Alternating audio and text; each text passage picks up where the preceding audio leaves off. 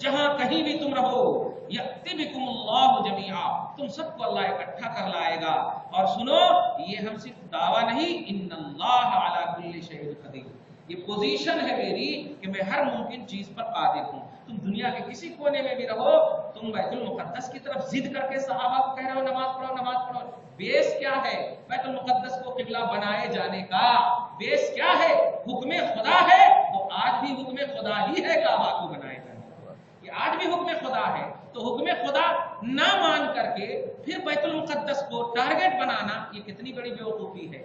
اللہ تو ایک ہی ہے نا، پھر دو اللہ جب نہیں ہے تو پھر وہی اللہ جس نے تمہیں بیت المقدس کی طرف قبلہ بنانے کا حکم دیا تھا، وہی کہہ رہا ہے کعبہ کی طرف قبلہ بناؤ، اور نہیں تو سن لو، وان اینما تکونوا یأتی بکم اللہ جمیعا، جہاں کہیں بھی رہو گے اللہ تمہیں اکٹھا جمع کر لے گا، بے شک اللہ ہر ممکن چیز پر قادر ہے۔ آگے دیکھیے، ومن حیث خرجت فول وجهک شطر المسجد الحرام، اس سے پہلے بھی میں نے تحری کا مسئلہ کسی موقع سے بیان کیا تھا، پارہ نمبر 1 میں، ومن حیث، اور جہاں سے بھی آپ نکلیں، جہاں سے بھی آپ نکلیں، بظاہر مصطفیٰ صلی اللہ علیہ وسلم ہے، مگر میں نے بتا دیا ہے عنوان جب عظیم الشان ہوتا ہے تو نبی کو سامنے رکھتا ہے، یہ بڑا افضل معاملہ ہے استقبال قبلہ کا، قبلہ کی طرف متوجہ ہونے کا۔ تو اللہ فرماتا ہے جہاں سے آپ نکلو اپنے چہرے کو مسجد حرام ہی کی طرف رکھنا، نماز اپنے چہرے کو مسجد حرام یعنی قبلہ کعبہ ہی کو بنانا۔ اب یہاں پر ایک مسئلہ بتایا تھا میں نے، تحری، آپ جنگل میں ہیں بیابان میں، جنگل بیابان کیا بلکہ آپ کہیں بھی سفر کر رہے ہیں، کبھی کبھی جہت جو ہے، سمت جو ہے مشتبہ ہو جاتا ہے۔ اب جیسے ابھی دیکھیے نا، اجمیر گیا تھا تو مجھے ادھر پچھم لگی، ادھر مغرب لگ رہی تھی، اب آنکھ جب بند کرتا تھا تو سمجھ میں آ رہا تھا کہ میں مغرب میں پڑھ رہا ہوں، آنکھ کھولے تو لگتا ہے کہ ادھر پڑھ رہا ہوں، ایسا سمت مشتبہ ہو جاتا ہے۔ تو اگر مشتبہ ہو جائے تو اشتباہ کی حالت میں شبہ پیدا ہو جائے تو کیا کرنا چاہیے؟ تو اس میں ہے تحری، عربی میں ایک لفظ آتا ہے تحری، شریعت کا جملہ ہے۔ تحری کا معنی یہ ہوتا ہے کہ آپ کا ظن غالب، آپ کا گمان، آپ کی سوچ میجورٹی کے اعتبار سے جس سمت آپ کو کہہ رہی ہے کہ یہی قبلہ ہونا چاہیے، جیسے 10 ہے پرسنٹ، ان میں 9% آپ کو کہہ رہا ہے کہ اس سائڈ ہونا چاہیے، 1% ادھر، تو آپ ادھر ہی چلیں گے۔ 6% بھی اگر کہہ رہا ہے تو ادھر ہی، میجورٹی جس طرف ہو تو وہ تحری اس کو بولتے ہیں۔ یہ مسئلہ آپ دھیان میں رکھیے گا، ومن حیث خرجت، جہاں سے بھی آپ نکلے اپنا چہرہ نماز میں قبلہ بنانا ہے تو مسجد حرام ہی کو بنانا ہے۔ اسی آیت کریمہ سے اگر آپ کو پوچھے کوئی کہ بھائی کعبہ کو قبلہ بنائے جانے کا جو حکم شرط ہے، شرط ہے، استقبال قبلہ شرط ہے، بعض نے کہا کہ فرض ہے قبلہ کی طرف متوجہ ہونا، مگر شرط ہو یا فرض ہو، کمپلسری دونوں میں، بہرحال تو چہرہ کو قبلہ کی طرف آپ کو کرنا ہے۔ یہ نماز میں کس آیت سے ہے؟ تو اسی آیت سے، ایک آیت نمبر 149 سے، وَمِنْ حَيْثُ خَرَجْتَ فَوَلِّ وَجْهَكَ شَطْرَ الْمَسْجِدِ الْحَرَامِ، اور تم کہیں سے بھی نکلو اپنے چہرے کو نماز کی حالت میں کعبہ کی طرف کرنا۔ اور سنو، یہ وہ سوچ کر مت کرنا کہ جب ساری جہت میں اللہ ہے، لیکن نہیں، ہم نے ایک ٹارگٹ متعین کر دیا ہے تو یہ ٹارگٹ اللہ کا ہے، یہ حکم خدا بندی ہے، تو وَإِنَّهُ لَلْحَقُّ مِن رَبِّكَ، یہ سمجھنا کہ یہ تمہارے رب کی طرف سے یقینی 100% حق ہے، یہ اللہ کی طرف سے حق ہے قبلہ کو، کعبہ کو قبلہ بنایا جانا۔ اور سنو، اور اگر منطق لگاؤ گے، نہیں آج ادھر پڑھ لیتے ہیں اور دیکھتے ہیں اللہ ادھر ہے یا نہیں، سمجھ بوجھ کر کے بھی کہ نہیں ادھر ہی پڑھ لیتے ہیں، دیکھتے ہیں، اللہ کو کہہ دیا ہے نا، جیسے کچھ لوگ بولتے ہیں نا۔ اب ابھی ایک مسئلہ آتے ایک مسئلہ کسی ایک قبر کے اندر کئی مردے کو دفنا سکتے ہیں، یعنی ایک ایسے سوال آئے، بڑے افسوس کے ساتھ کہنا پڑتا ہے کہ، اور اس کو حدیث اللہ کے رسول نے تو بہت سارے کو دفنایا ہے۔ ارے اللہ کے نیک بندے، ایسا مسئلہ پوچھنے کے لیے قرآن و حدیث جو ہے وہ مرکز ہے، توجہ دیجیے گا، قرآن و حدیث مرکز ہے، دھیان دیجیے گا، قرآن حدیث مسئلہ نہیں ہے۔ ابھی اس کو اور آسان سے سمجھ، جیسے اقیم الصلاۃ، یہ قرآن میں، مگر کیسے پڑھنا، کتنا پڑھنا، یہ قرآن میں نہیں ہے۔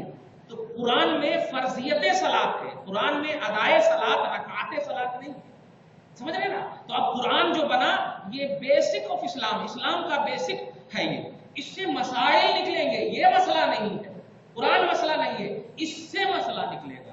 ایسے ہی حدیث پاک، اطیعوا اللہ و اطیعوا الرسول کے حوالے سے حدیث پاک بھی کچھ ایسے ہیں جو جس سے نکلتے ہیں وہ خود مسئلہ نہیں ہوتا، اسی میں سے ہے۔ رسول پاک نے جو قبر میں ڈالے اس کی ہے وجہ، شارحین فرماتے ہیں دو وجہ۔ ایک تو وجہ یہ ہے کہ وہاں پر زمین اویلیبل نہیں تھی، دوسری وجہ یہ ہے کہ خدشات تھے پھٹنے کے، پھولنے کے، قبر مردے کے پھولنے پھٹنے کے خدشات تھے، تو آپ نے جلدی سے ڈال دیا۔ یہ اصل تو عذر بنانا ایک قبر میں کئی مردے ڈالنے کی، یہ عذر ہے۔ بلا عذر کے ایک قبر میں کئی مردے نہیں ڈال سکتے، اگرچہ باپ اور بیٹا دونوں کی لاش ہو، کہ بیٹا ہی اور باپ ہی تو ہے، نہیں، مردے کی بھی تعظیم ایسے ہی کرنے کا حکم ہے جیسے رسول پاک نے فرمایا کہ زندے میں تم مردے کی تعظیم کرتے، ایسا حکم ہے۔ عظموه کالحی کالاحیاء، بالکل کنز العمال کی روایت ہے کہ ان کی تعظیم اسی طرح کرو جس طرح تم زندے میں کرتے ہو۔ اس کی وجہ کیا ہے؟ جیسے آپ دیکھیے جب نہلانے وغیرہ کے مسئلے میں ان کو زور زبردستی کرنے کا حکم نہیں، بڑے دھیرے سے اٹھانے کا حکم ہے۔ زور سے اٹھائیں گے تو ان کی ہڈیاں وغیرہ ٹوٹنے کے خدشات رہتے ہیں، تو ان کے ادب کا حکم ہے، ان کی تعظیم کا حکم ہے۔ بلکہ مسند کے حوالے سے ایک حدیث بات مجھے یاد آ رہی ہے، اللہ کے رسول صلی اللہ علیہ وسلم ہے فرماتے ہیں ایک شخص کو آپ نے دیکھا کہ قبر کے بازو سے یا اوپر سے گزر رہا ہے اور جوتا پہن کر گزر رہا ہے، جوتا پہن کر گزر رہا ہے۔ حالانکہ گزرنے نبی کے سامنے جب کوئی گزرے گا تو بہرحال دو ہی کوالٹی ہو سکتی، یا تو اپنے یا غیر، مگر آقا فرماتے ہیں اپنے کو بھی، فرماتے ہیں بندے تو قبر والے کو تکلیف نہ دے کہ تجھے بھی قبر کے اندر تکلیف ہوگی۔ دیکھا تو کتنا انفرادی طور پر آپ نے لوگوں کو تلقین کی ہے، درس دی ہے۔ اور سب سے امپورٹنٹ بات، سب سے اہم بات کہ اگر آپ نے ایک قبر میں 10 کو ڈال دیا، بتائیے صدیاں گزر جائے تو اب کیسے ان کی بارگاہ میں اصال ثواب کا پہلو ہوگا؟ اصال ثواب کا پہلو کیا ہوگا؟ تو جمن ہے، جمراتی ہے، کیا ہے، کیسے، کتنی شناخت باقی رہے گی؟ نہیں۔ ہاں یہ قیامت کی نشانی ہے کہ ایک نہ انجانے غیر معروف قبروں سے ہزاروں ہزار لوگ اٹھیں گے، جیسے اذا زلزلت الارض زلزالہا واخرجت الارض اثقالہا، زمین اپنے بوجھ کو نکال دے گی۔ بہرحال اگر ایسے مسئلے کہیں پر بھی آپ کو آئے اور حدیث کا حوالہ دے کہ ایک قبر میں کئی مردے ڈال سکتے ہیں، حدیث پاک ہے، تو اس کی دو ہی وجہ ہو سکتی ہے، یا تو آپ کو زمین اویلیبل نہ ہو، غریب ہو، زمین بہت زیادہ پیسے میں مل رہی ہے، نہیں ہو سکتا تو اب آپ ڈال سکتے، یا پھر پھٹنے پھوٹنے گرمی کی وجہ سے بہت سارے مر گئے، وبا آ گئی ہے تو ڈال سکتے ہیں، یا اس کی علاوہ کوئی اور صورت ہے ہی نہیں کہ ایک قبر میں کئی مردے ڈال سکتے۔ اگر ایسا ہوتا تو ابو بکر کو نبی کے ساتھ ڈالا جاتا، حضرت عمر کو نبی کے ساتھ ڈالا جاتا، اور حضرت عیسیٰ کے لیے زمین نہیں چھوڑی جاتی، زمین نہیں چھوڑی جاتی۔ ابھی بھی ایک تھوڑی سی زمین چھوڑی ہوئی ہے مدینہ المنورہ میں۔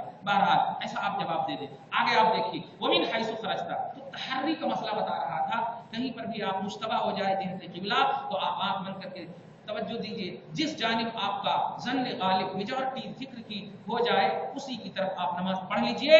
یہاں تک کہ آپ نے 3 رکعت نماز پڑھ لی، چوتھی رکعت میں کسی نے آ کر کے کہا بھائی آپ جس طرف نماز پڑھ رہے ہیں وہ قبلہ نہیں ہے، قبلہ اس کے پیچھے ہے، تو اب آپ کو حکم ہے کہ آپ گھوم بھی گئے اگر تو یہ 3 رکعت جو آپ نے پڑھی ہے وہ نماز ہو جائے گی، لاسٹ والی کے ساتھ ہو جائے گی۔ کیوں؟ آپ نے ظن غالب اور میجورٹی پر عمل کیا۔ اس کو کہتے ہیں شریعت۔ یہ کہاں ملے گا؟